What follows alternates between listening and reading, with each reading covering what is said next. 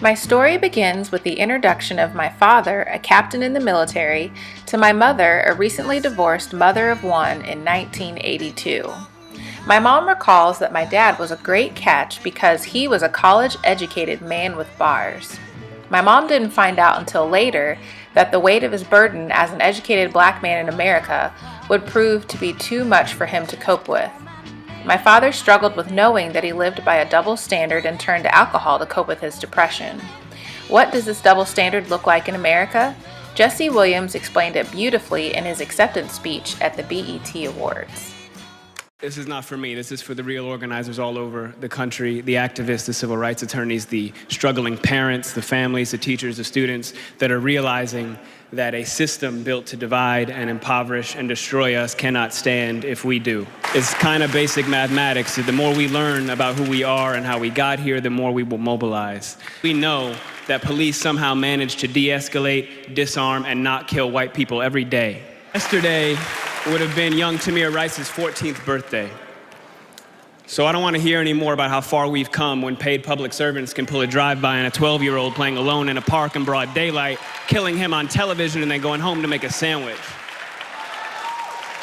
Tell Rakia Boyd how it's so much better to live in 2012 than it is to live in 1612 or 1712. Tell that to Eric Garner. Tell that to Sandra Bland. Tell that to Dorian Hunt. This double standard, or black tax, impacts many black Americans in their everyday life.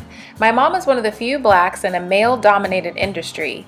I often wonder how my race will impact me as a leader. I was born in the mid-'80s, a time of a significant cultural shift in America. Many strides were made in technology with the launch of Apple and Microsoft, but culturally, a hit TV show called The Cosby Show pushed the envelope. It challenged the stereotype of the poor black American family and portrayed a witty, college-educated two-parent household. Much like how this story challenged the thinking of the dominant culture, my parents chose to live a life contrary to popular belief. My father's job in corporate America allowed us to travel around the country before settling in Houston in 1990. My parents bought a 5,000 square foot house in an affluent white neighborhood and enrolled me in the nearby private school. Children learn values early on from watching their parents interact with others and listening to their conversations, but by no fault of their own, I internalized a constructed consciousness that white was better and the cultural expectation of gender roles in society. Although they tried to communicate my value as an educated black child and the rich culture of my ancestors, many of the dominant movies and TV shows communicated the hegemony that white was superior and everyone else was inferior.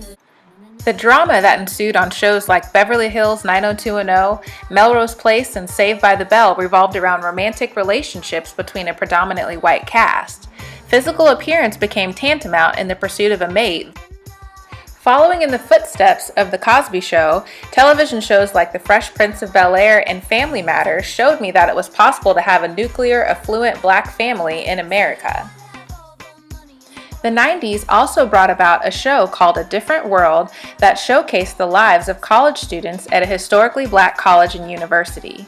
This show allowed me and other black American children to see people in the mainstream media who looked like them going to college. Although the beginning of the 90s brought the collapse of the Berlin Wall and the Soviet Union, cultural unrest and racism still ran rampant in the United States. 1991 reintroduced us to the unchecked racism that dominated the police force, specifically the beating of Rodney King. Riots ensued because of the acquittal of the white officers, and I began internalizing the double standard that I had to live by as a black woman. The music industry wasn't immune to creating this constructed consciousness in the general population. Hip-hop transformed in the 90s with the creation of NWA and their explicit lyrics detailing the plight of blacks in America.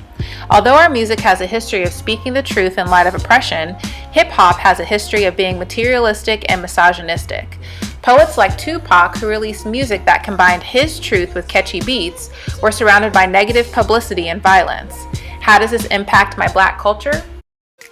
The people making decisions about what gets released are part of the dominant white culture. Hip-hop makes money, so the explicit lyrics are encouraged no matter the message that it communicates to our community. This is problematic for Black culture because the people in power making decisions about what gets released have no stake in our music evolving culturally, they just see it economically. Black culture is often appropriated by the dominant culture when it makes money. In these instances, being Black is portrayed as cool and attractive without the baggage and inconvenience of prejudice that comes with actually being Black. Being a part of the Black culture created an internal conflict as I struggled to find my identity in white suburbia. My dark skin tone and naturally kinky hair caused me to stand out everywhere I went. Hair is another defining characteristic within the Black community. At the beginning of the 1900s, a Black man by the name of Garrett Augustus Morgan invented a chemical that transformed traditional kinky textured hair into smooth, straight hair. Coined creamy crack, this product took the Black community by storm and gave our culture the opportunity to assimilate even more into the dominant white culture. Even in the marketing, the women on the box are portrayed as more attractive because of their straight, shiny hair. My mom gave me my first relaxer at 4 years old. Children that struggle to get their hair combed are called tender-headed, and I was the tenderest of them all. My mom got tired of fighting with me, so I got my hair relaxed every 6 to 8 weeks. Multiply this by 20 years, and it's easy to see why my scalp was so irritated. In the winter of 2012, I did my big chop and went natural. Attending private school was a privilege.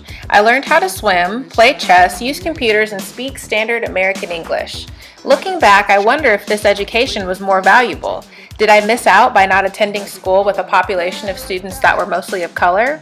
I continued to assimilate into the dominant culture and made many friends because of it. They thought my mom was loud and funny, and I enjoyed getting to see a different way of living. At the same time, my father was fired from his Fortune 500 company for extorting money, and my true cultural education began. My parents transferred me to the Klein ISD Public School District, and my socialization with white peers continued. I entered middle school in 1997 just as the Backstreet Boys and NSYNC were making their pop culture debuts. I bought the albums and spent nights daydreaming with my friends about which member was the cutest. I never stopped to ask myself why I related so much to music that omitted the presence of my own people. It wasn't that Black groups didn't exist, they just weren't a part of the culture that I assimilated to. This makes me think of my journey into leadership and that there are already educators who are making equitable education for disenfranchised students of color. It might not be a part of the dominant school culture of our country, but it's my job as a leader to seek the knowledge out and build upon the foundation that has already been established. The turn of the century gave us the iPod and our first Black actress to win an Academy Award. The constructed consciousness that white was better carried me into my high school years. My friends slowly began to date, and we would stay up all night talking about the boys that we thought were cute. They all got dates, but I had to cheerfully listen to the details instead of experiencing it firsthand. I won't say that nobody wanted to date a girl of color, but it was very few and far between. I was asked to homecoming by a white boy in my Spanish class, but nothing ever came of the relationship afterwards. A boy in one of my classes told me once that he was talking to his dad about Beyonce. His dad ended the conversation by saying, "You can spend as much time as you want with him, just don't bring one home." It took a long time for me to value me for being me. Up until a few years ago, my mom would often say, "You don't know who you are yet." Her observations were spot on because my preoccupation with my physical appearance was a search for approval. In view of the fact that my parents were intentional about the opportunities they wanted me to have, they were also critical when I made mistakes. I learned that their approval made my life easier, so that became my litmus test for the choices that I made. This spread to societal needs for approval, which didn't come easy because of my skin tone. I've resigned that this is an area of growth for me because approval is appreciated, not necessary. I can't use what I don't have, so it only makes sense for me to use my tall, curvy darkness to my advantage. I'm not really sure how others perceive me, but I can only guess that my physical appearance will make it easier for me to establish a presence on campus. I can also see how my physical appearance will be a disadvantage. Although we live in a world of equality, I know that I'm going to have subordinates that will resent my position of authority for a variety of reasons, one possibly being the color of my skin. The election of President Obama in 2008 was special for many reasons, one illustrating a beautiful example that Black Americans can impact the dominant culture in more ways than rap and sports. I'm just beginning my discovery of myself as a leader. Through my own development of a critical perspective, I'm beginning to transform the way that I think about myself and society. I'm still discovering my why for doing education like it's never been done before.